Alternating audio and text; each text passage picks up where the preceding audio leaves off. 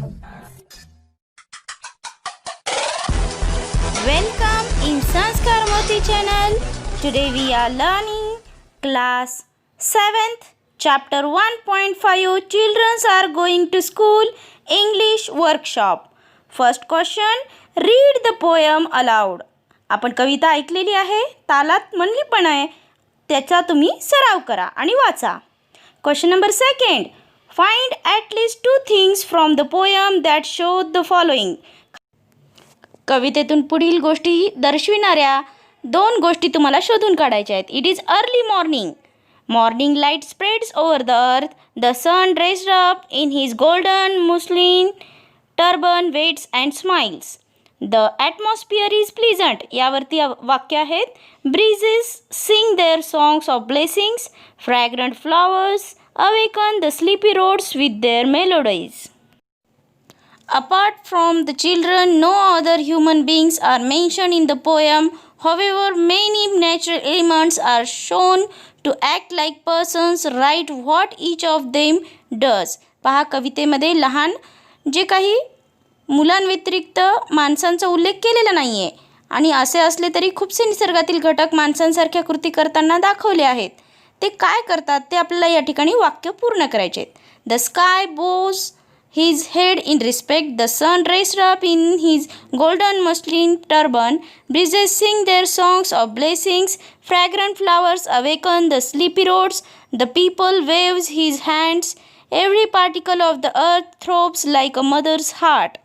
Why are these written with a capital letter in the beginning? ह्या नावांची सुरुवातीला capital अक्षर का लिहिली आहेत? The names of natural elements are represented in the poem as human and the names of humans always being with capital letters, they are considered as proper nouns. पहा, या ठिकाणी आपल्याला जी काही ह्युमन्स किंवा मानवांची नावं असतील ती कॅपिटल अक्षराने लिहायची असतात, त्यामुळे इथे आपण कॅपिटल लिहिले कारण ते प्रॉपर नाउन म्हणजेच उचित नाव आहे. 4th question, what does time do? What do we understand from his action? Time काय करीत आहे त्याच्या कृतीतून आपल्याला काय समजते? Time is sitting on an old roof and flying pigeons in the sky. It shows us that time is watching the activities of people without being noticed and is passing very quickly. The whole world is happy because children are going to school. Why it is so? Discuss in the classroom. मुले शाळेत जात आहेत म्हणून सर्व जग आनंदी आहे, पण असे का आहे, तुम्हाला असं का वाटतं, याच्यावरती वर्गावर तुम्हाला मॅडमसोबत चर्चा करायची आहे. त्यासाठी तुम्ही काही पॉईंट्स पण वापरू शकता. Parents want their children to go to the school for their education, want to the progress, like that. Then 6th question, if you were draw a picture of scene described here, what colors will you use? Mention the objects of color using the lines of the poem and your imagination.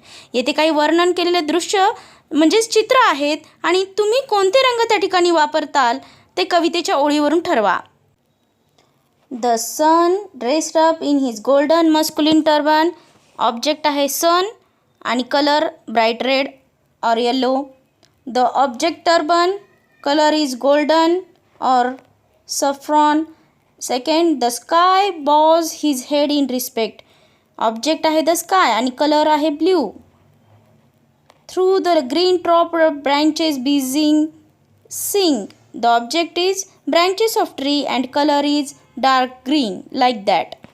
Question number 7, try to translate a few lines of your favorite song or poem from mother tongue. पहा, या ठिकाणी तुम्हाला आवडणारी कोणतीही कविता ती तुम्ही या ठिकाणी सराव करायचे, इंग्रजीमध्ये भाषांतर आणि मराठीत सुद्धा म्हणायचे.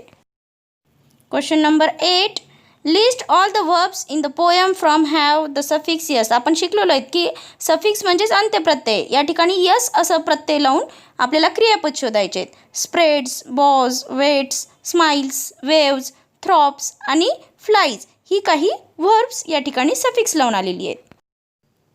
Question number 9, write in 2 minutes at least 20 words each related given words. खाली दिलेल्या शब्दांशी तुम्हाला 20 कमीत कमी शब्द शोधायचे आहेत. मी काही शब्द दिलेत, तुम्ही त्यावर अजून शब्द शोधून लिहू शकता. जसं स्कूल, स्कूलसाठी आहेत teacher, student, classes, study, teaching, library, ground, benches, blackboard.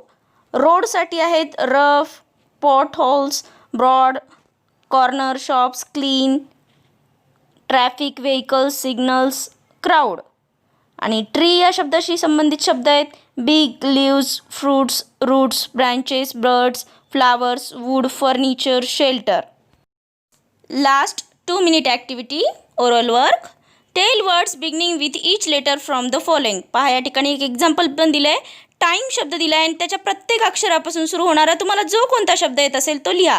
जसं टाईमसाठी दिले टी, आईस्क्रीम, माऊस, इंजिन. तसंच लाईटचं आहे leaf, inch, goat, hall, table. अर्थसाठी एक्सरसाइज, अँट, रॅट, टब, हेन.